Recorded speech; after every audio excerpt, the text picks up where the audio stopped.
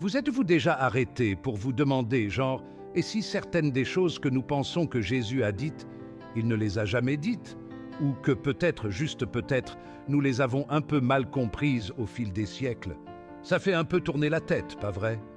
Aujourd'hui, nous allons nous plonger dans 5 paroles courantes, souvent attribuées à Jésus, mais qui, alerte spoiler, n'apparaissent pas réellement dans la Bible. Nous parlons de ces phrases qui sont constamment répétées, qui façonnent la façon dont les gens voient la foi, la religion et même Jésus lui-même. Parce que voilà le truc, comprendre ce que Jésus a réellement enseigné ne concerne pas seulement de vieux livres poussiéreux. Il s'agit de comprendre comment son message résonne dans notre monde d'aujourd'hui. Alors, attachez vos ceintures, car nous sommes sur le point de démystifier quelques malentendus sérieux. Dieu aide celui qui cède. Vraiment? Bon, commençons par un classique. Dieu aide celui qui cède. Vous l'avez entendu, je l'ai entendu, nous l'avons tous entendu. C'est l'une de ces phrases qui semblent exister depuis toujours, transmises de génération en génération. Ça sonne bien, n'est-ce pas? Motivant même. Cela encourage l'autonomie et le travail acharné, des valeurs qui sont souvent célébrées dans notre société. Sauf que vous ne la trouverez nulle part dans la Bible. Exactement, cette phrase est totalement absente des textes sacrés. Pas dans les évangiles, pas dans les lettres de Paul, nulle part. C'est un peu surprenant, non? Compte tenu de la fréquence à laquelle elle est citée, comme si c'était l'Écriture. Cette phrase trouve en fait ses racines dans la philosophie grecque antique, apparaissant dans les fables d'Ésope, des siècles avant que Jésus ne marche sur la terre. Les histoires d'Ésope mettaient souvent l'accent sur l'importance de l'initiative personnelle et de l'effort. Elle apparaît même dans les écrits de Benjamin Franklin, mais jamais dans les paroles de Jésus. Franklin, un homme des Lumières, appréciait l'industrie et l'auto-amélioration. Alors, pourquoi est-ce important? Pourquoi devrions-nous nous soucier des origines de cette phrase? Eh bien, attribuer ce dicton à Jésus peut créer une vision déformée de son message.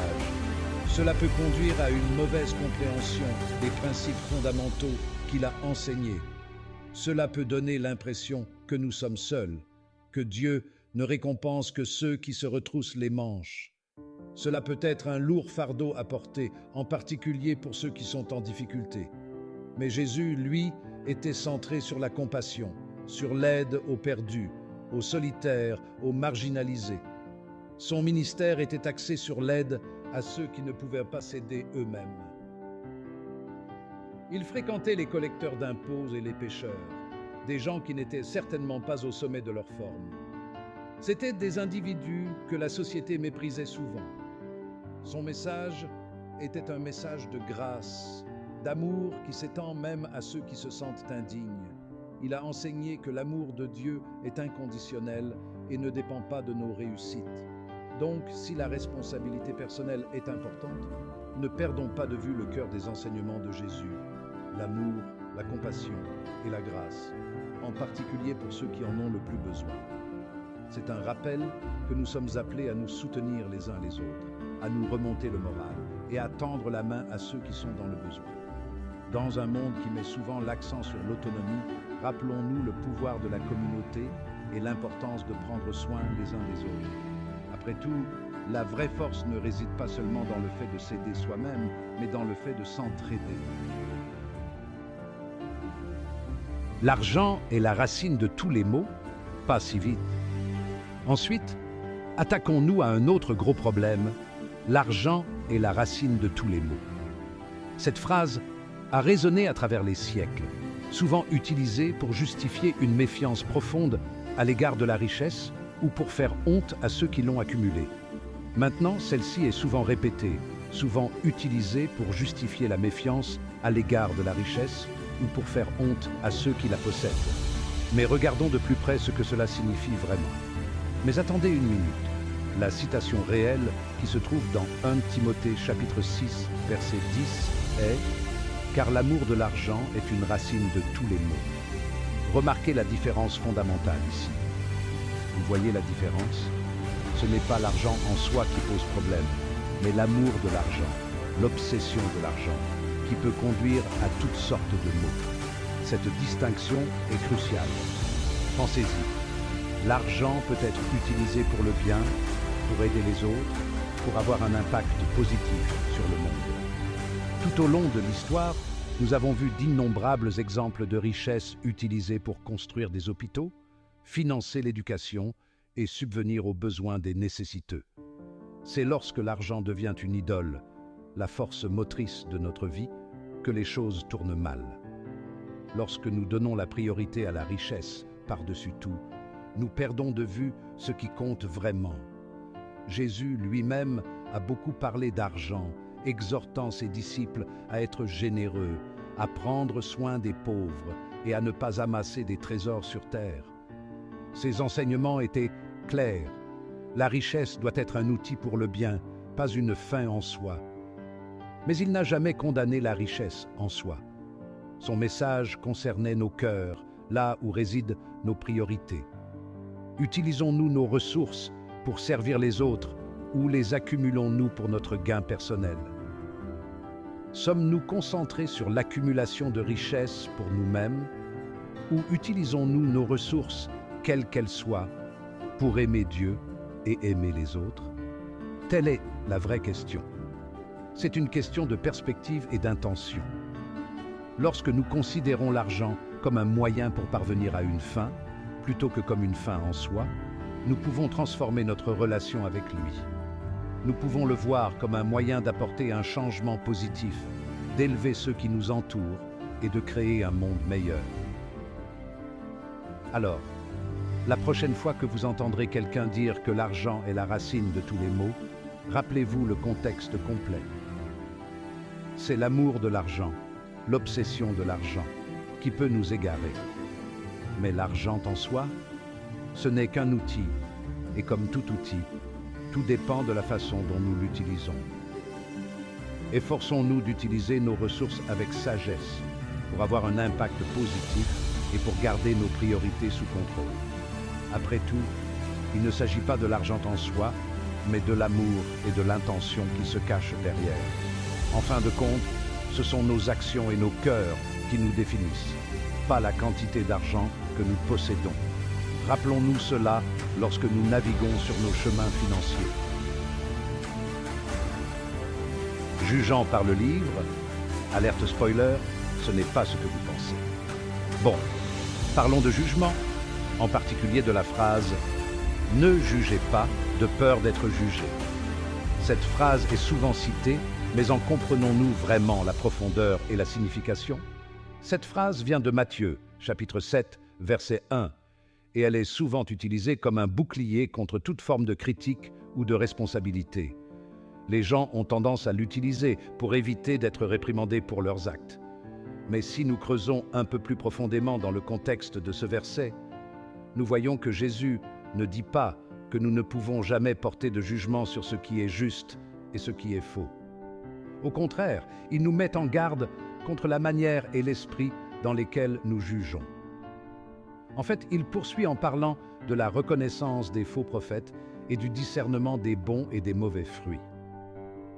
Cela implique qu'un certain niveau de jugement est nécessaire pour vivre une vie droite.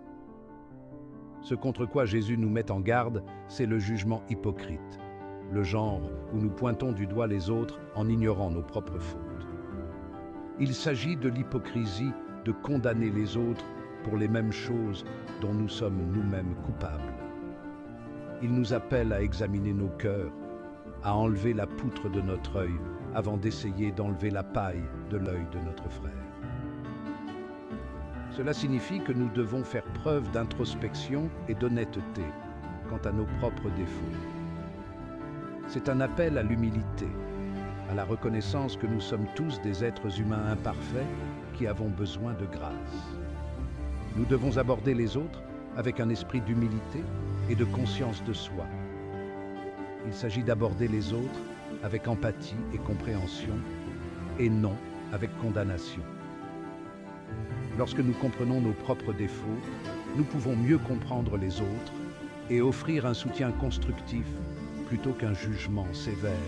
Donc, Oui, nous devons faire attention à ne pas juger les autres, mais n'utilisons pas ce verset pour nous dispenser de dénoncer l'injustice ou de nous tenir mutuellement responsables dans l'amour.